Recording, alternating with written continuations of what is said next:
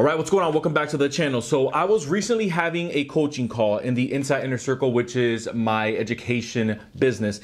And I was having this call with some of these entrepreneurs, and somebody brought up a really interesting question. And they mentioned that, what would be some of the major roadblocks that would hold someone back from getting higher business credit limits? And what are just some main common threads that I find, especially from working with banks, underwriters, knowing some of these data points, and speaking to different industries across the board, or really different entrepreneurs across different industries? What's kind of like the main thread that I found of why so many people have issues tapping into business credit? And so in this video, I am going to try my best to illustrate 3 different kind of things that you want to avoid, which is ultimately going to help answer this question. So it's kind of like working it backwards.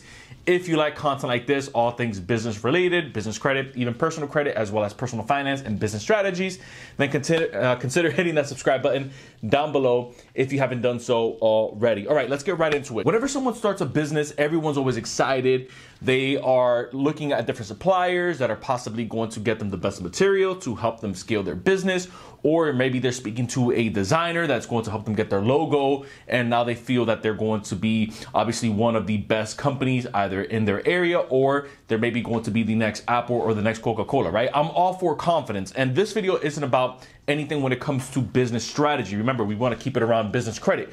But one thing that people tend to run into is once they start to establish their business, or at least when they're in the process of building up their back end, which is their business credit, their finances, maybe leveraging their finances, kind of structuring their P&L, sitting down with their team, they often tend to forget a couple things that you want to pay attention to as you're building this out. And the thing is that sometimes when people get excited, they tend to skip steps and they end up kind of starting with maybe Z when they should have been starting at A. Or sometimes they start at 4 when they should have been starting at 1.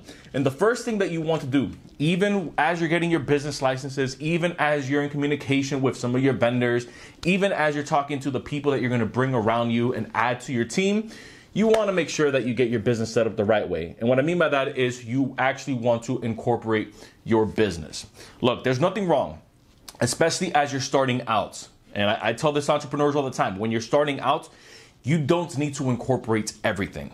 But there are some things, especially that you just know you want to take to the next level, just go ahead and get it out of the way. And the thing that I'm talking about is possibly setting up the LLC or setting up the Corp. Now, I'm not going to get into the different type of structures, whether you should go with an LLC, a C Corp, or an S Corp. But at the bare minimum, at least set up your LLC. And again, not financial advice, but if it makes sense to you and your business. Because what ends up happening is people open up their businesses and they operate as sole proprietors, or they're just DBAs, doing business as. And there's nothing wrong with that, especially as you're figuring out the business.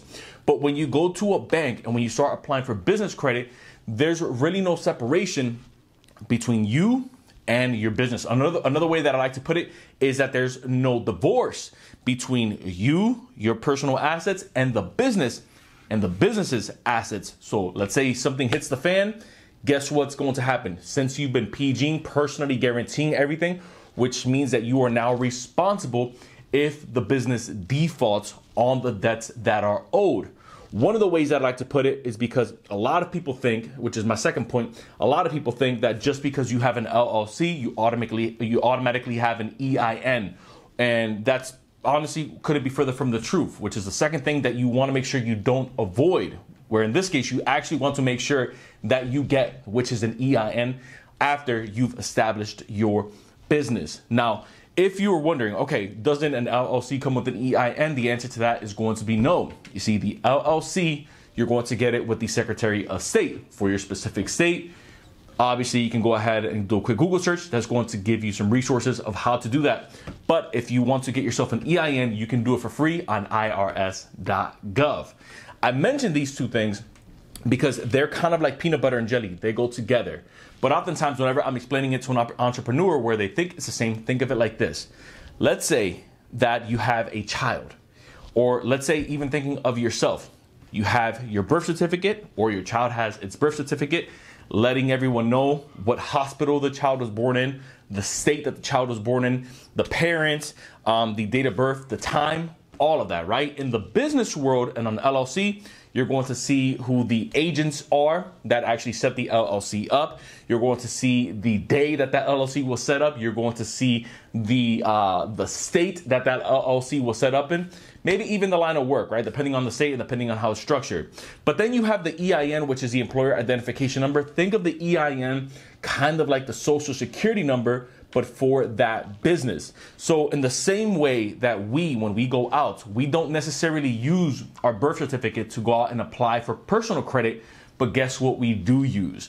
We end up using our personal social security number, which is attached to our name. And it's the same thing. Your EIN is going to be the social security number that you're going to use whenever you apply for business credit, either for loans, lines of credit, credit cards, or even vehicles. If maybe you're doing some type of vehicle financing, whether it's heavy equipment or if you're just going out to a dealership and you're buying fleets for Turo. And last but not least, do not skip this last part, because this is kind of going to be the glue that holds everything together. Oftentimes, entrepreneurs want to know, how can I access higher limits of credit for my business? How can I access some more capital? How can I access more OPM? How can I tap into some vehicle financing where I'm buying vehicles that's not attached to my personal name, that just points back to my business? And the answer to that, which is going to bring everything together, the LLC, the EIN, the actual business structuring, none of this is going to work unless you have a relationship built up with your bank and or your credit union.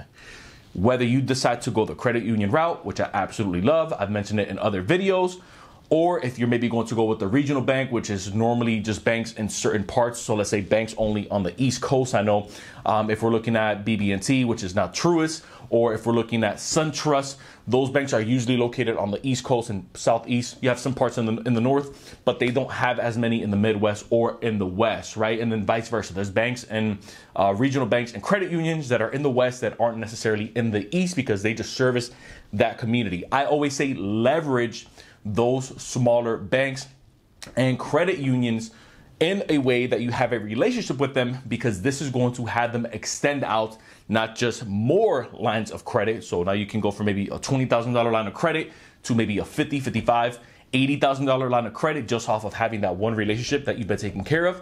But you're also going to get more favorable terms. I know that right now, if let's say you were to go out, and this is like a little tip that I can give you, if you were to go out and establish a relationship with, let's say, Navy Federal, you have that 91.3 rule, where the 91.3 rule states that you can ask for a higher credit limit once you've been a customer of theirs after 3 statement cycles, or let's say 3 months, and on the 91st day. That's the 91.3 rule. Now, not saying that you're not going to get access to credit with Navy Federal if you just go in on day one and apply for credit. You can go ahead and do so. But a lot of these credit unions and some of these smaller regional banks, they have their internal scores. And sometimes their internal scores that they use outweighs the FICO score that most people think is the only thing that banks look at. But we could probably save a separate video for that. If you found value in this content, consider hitting the subscribe button down below. Join the official community. Don't forget that anytime I'm not posting on here, I'm posting over on the Insight with Irv show, which is my podcast style channel. So if you like what we have going on over here, you'll love what we have going on over there. Once again, I appreciate you guys checking me out. Till next time, everyone, I will see you in the next video.